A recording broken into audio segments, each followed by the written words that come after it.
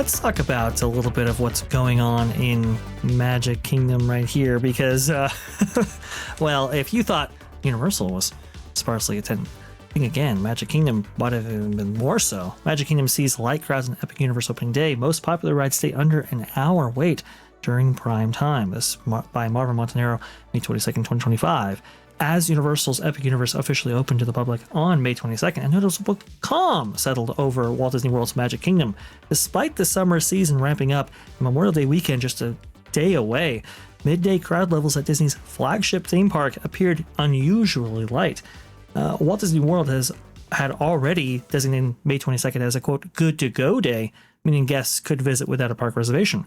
Now, photos and real-time data from inside Magic Kingdom supplied by our friends at Park Hoppin's YouTube channel shows empty streets and low wait times. At around 12 p.m., some of the park's most popular attractions posted wait times well below summer averages. Peter Pan's Flight, 45 minutes. That's wild. At noon. Haunted Mansion, 35 minutes. Tiana's Mighty Adventure, new ride, 45 minutes. Tron Light Cycle Run, 60 minutes. I saw that it was even less in some cases around that time period. These numbers are typically seen on moderate days, not during a lead-in to a major holiday weekend. Guest photos show empty turnstiles, wide walkways along Main Street USA, and ample space throughout the park. A stark contrast to Epic Universe's packed opening day.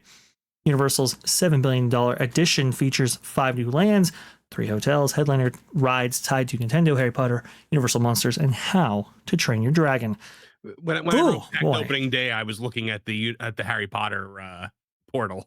So yes, yeah, the Harry Potter portal on my part.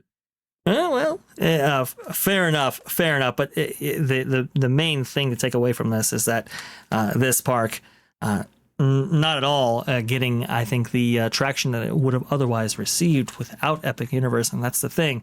Cannibalization does happen, folks, where you have this shifting of gravity, where we started this live stream with. That's why I kind of said that phrase, because that's kind of what they say in theme park parlance, talking about how, yes, people will, more likely book a vacation out to Florida to see the new attraction, and you'll get some of those people to see, the surrounding attractions. But again, that gravity shifts right towards that new planet, in this case, this being Epic Universe. And that's where I think, or maybe what we're seeing right here. And that is contrary to what I think Josh Schumacher said, right? Always on the offensive. And, well, they just have to visit Magic Kingdom. Well, apparently they don't. Exactly. I'm looking at it right now, Vash. Like today, please. For the Friday of Memorial Day weekend, I'm seeing Peter Pan at 60 right now. Mm-hmm. But then you got Jungle Cruise at 55. You've got, let's see, Small World at 25, Haunted Mansion at 35, and 35 for Haunted Mansion is nothing.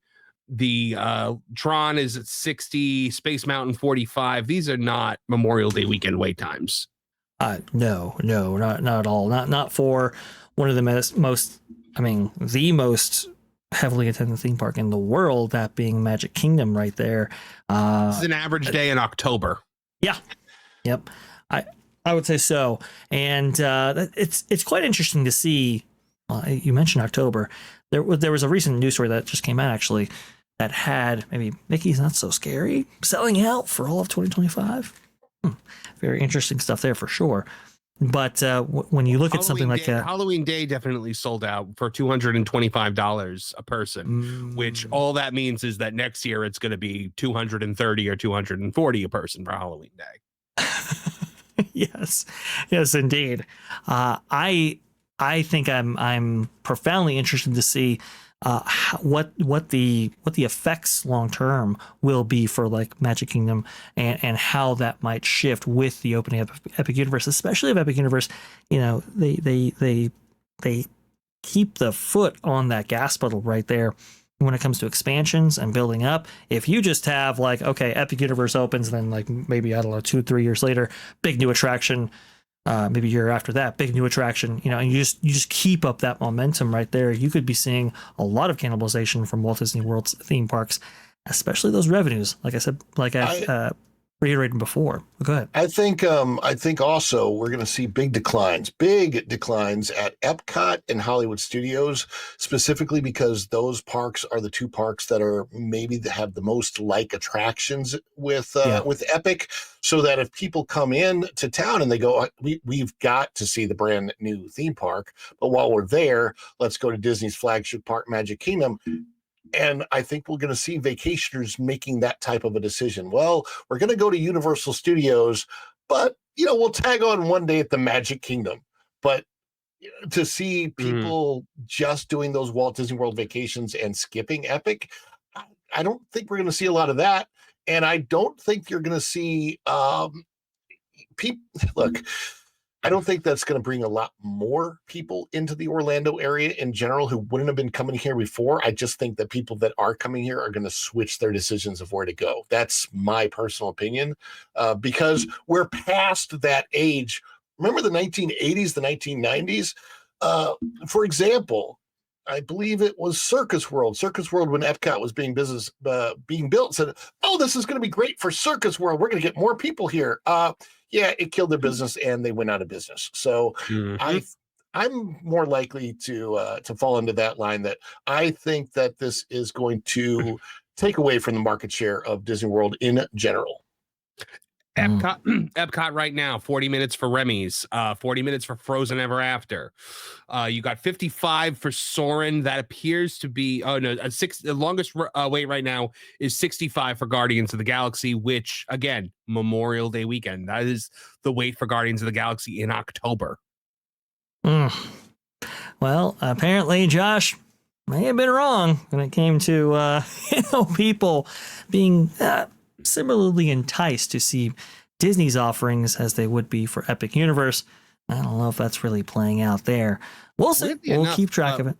Weirdly enough, the Seas with Nemo and Friends is at 40 minutes, which is like that must have just gone down or something like that, because that never happens. Yeah, this is the time to go visit Disney. That's how I take it, as a very cynical, opportunistic person. Like, if I was going to go to a Disney park, today's the day, 50 minutes for 50 minutes for Rise of the Resistance right now over at Hollywood. Yep, and it'll still go down 4 times today. And still no cannons. Thanks for watching That Park Plays News. For more information, consider checking out www.thatparkplace.com. And don't forget to subscribe, share, like, and send this out on your favorite social media accounts.